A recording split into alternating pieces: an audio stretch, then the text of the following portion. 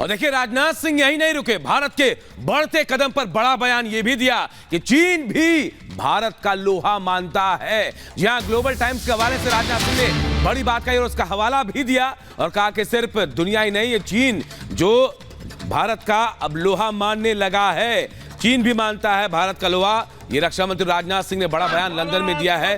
देश के बढ़ते कदम पर रक्षा मंत्री राजनाथ सिंह ने ये देश की धरती पर लंदन में भारत की आन बान शान को लेकर ये बातें कही कि भारत अब पूरे विश्व में अपनी अलग पहचान बना रहा है, ताकतवर देश बन चुका है। और चीन भी, जी हां, चीन भी भारत का लोहा मानता है। और इसके लिए रक्षा मंत्री ने ग्लोबल टाइम्स का हवाला भी दिया। क्या कुछ कहा है, सुनाते हैं आपको। चाइना गवर्नमेंट भी ये मानती है कि भारत में इकोनॉमिक और जो स्ट्रेटेजिक जो चेंजेस आए हैं उसके कारण भारत अब इकोनॉमिक और स्ट्रेटेजिक पावर बन गया है। यह चाइना भी स्वीकार करता है। यह चाइना के रहने वाले एक राइटर ने ग्लोबल टाइम्स में लिखा है, जो कि जो चाइनीज गवर्नमेंट का ये बहुत फीस पेपर है।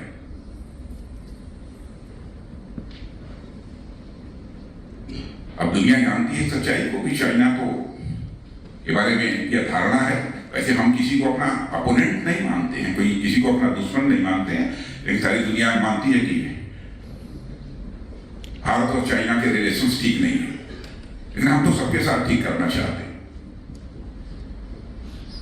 आप ये कल्पना कर लीजिए, ऐसी धारणा हमारे पड़ोसी चाइना के अंदर भी, उसने जो वाक्य लिखा है एग्जैक्टली हमको याद नहीं है, उसका अर्थ ये होता है अब इकोनॉमिक और स्ट्रेटेजिक पावर में चाइना भी भारत का लोहा मानने लगा है, यानी भारत की ताकत को स्वीकार करने।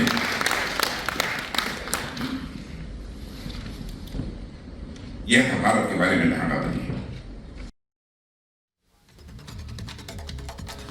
और बात प्राण प्रतिष्ठा पर हो रही सियासत की करते हैं। जी हां, प्राण प्रतिष्ठा को लेकर एक तरफ जहां तैयारियां चल रही हैं, तो दूसरी तरफ कांग्रेस ने भी अपना स्टैंड साफ कर दिया है। मल्लिकार्जुन खड़गे और सोनिया गांधी ने साफ कर दिया कि वो निमंत्रण मिलने पर भी अब अयोध्या नहीं जाएंगे। तो वहीं दूसरी तरफ कांग्रेस में ही इस फैसले के बाद दो फाड़ होता नजर आ रहा है। रिपोर्ट आपको दिखाते हैं।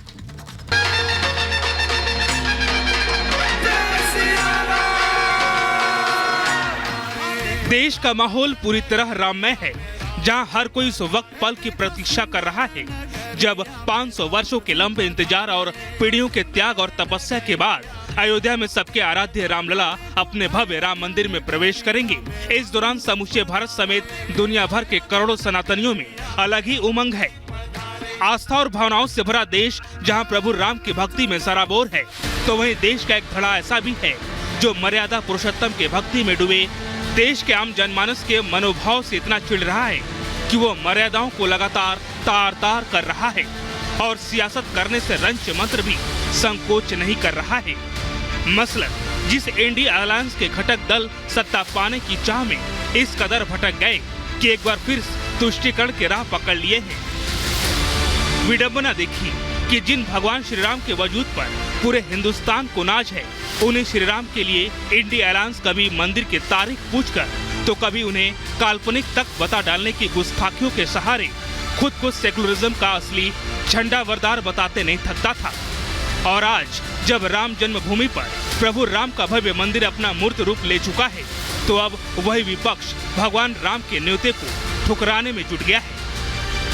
इसी फहरिस्त में नया नाम कांग्रेस का जुड़ गया है, जिसके 3 शीर्ष नेता सोनिया गांधी, मल्लिकार्जुन खड़गे और अधीर रंजन चौधरी ने 22 जनवरी को प्राण प्रतिष्ठा में जाने से साफ इनकार कर दिया है, जिसके बाद से न सिर्फ एक बार फिर कांग्रेस हिंदू विरोधी पार्टी होने के आरोपों से घिर गई है, बल्कि सनातन को सम्मान न देने के मुद्दे पर उसके भीतर ही दो फाड़ हो गए। अयोध्या से बुलावा आया, कांग्रेस को नहीं भाया। तुष्टीकरण से प्यार, न्योता अस्वीकार।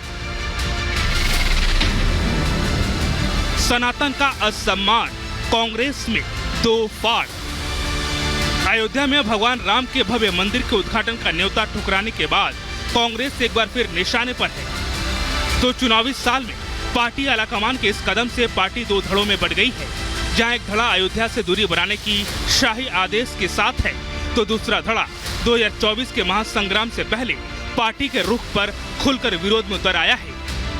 या यूं कहें कि पार्टी के तरफ से सनातन के सम्मान से इतना भयभीत है कि कहीं चुनावी मौसम में अपमान के आक्रोश में आटे के साथ खून की तरह न पिस जाए।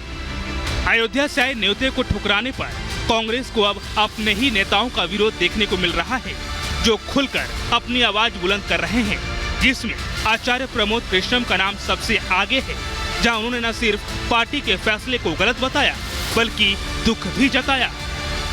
और इस फैसले से करोड़ों कांग्रेस के कार्यकर्ताओं का दिल टूटा है।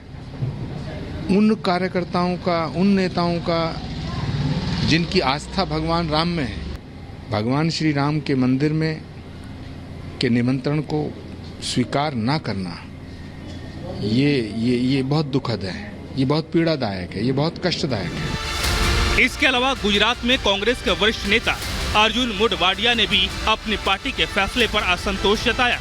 उन्होंने ट्वीट कर कहा, भगवान श्री राम आराध्य देव हैं, यह देशवासियों की आस्था और विश्वास का विषय है। कांग्रेस को ऐसे राजनीतिक निर्णय लेने से दूर रहना चाहिए था। तो वही प्राण प्रतिष्ठा का न्योता ठुकराने को लेकर बीजेपी ने भी कांग्रेस पर जोरदार हमला बोला है। कांग्रेस पार्टी का प्रभु राम विरोधी चेहरा राष्ट्र के सम्मुख प्रस्तुत हो चुका है।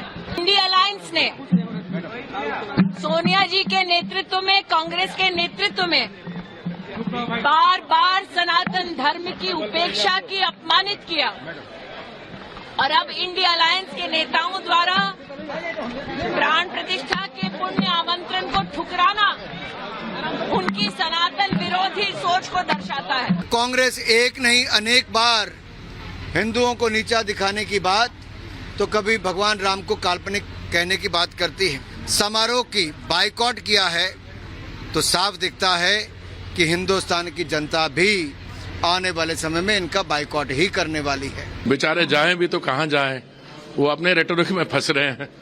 उन्होंने कहा है कि सर ये जो इवेंट है ये बीजेपी और आरएसएस कब्जे। अरे छोड़े आप, जो वो कह रहे हैं उनको कहने दो यार, सीरियसली क्यों लेते हो उनके बात, वो खुद पछताएंगे अगर नहीं जाएंगे, छोड़ो यार। साफ है, जिस इंडिया अलायंस ने सत्ता पाने के लिए अपना नाम तो बदल लिया, मगर भगवान राम के प्रति अपनी उस सोच को नहीं बदल पाया है, जिस वजह से एक बार फिर वो सनातन विरोध को लेकर सवालों में है। न्योते को ठुकराकर शायद वो इस बात को फिर भूल गया, जिस देश का नाम लेकर वो मोदी को मुकाबला देना चाहते हैं, उसी देश में भगवान श्री राम के प्रति जुड़ाव ऐसा है जैसे शरीर और आत्मा है, अन्य और जीवन का है, और इसे समझे बिना वो पीएम मोदी की तरह जनता के बीच नहीं पहुंच पाएगा। Bureau report, Republic Bharat.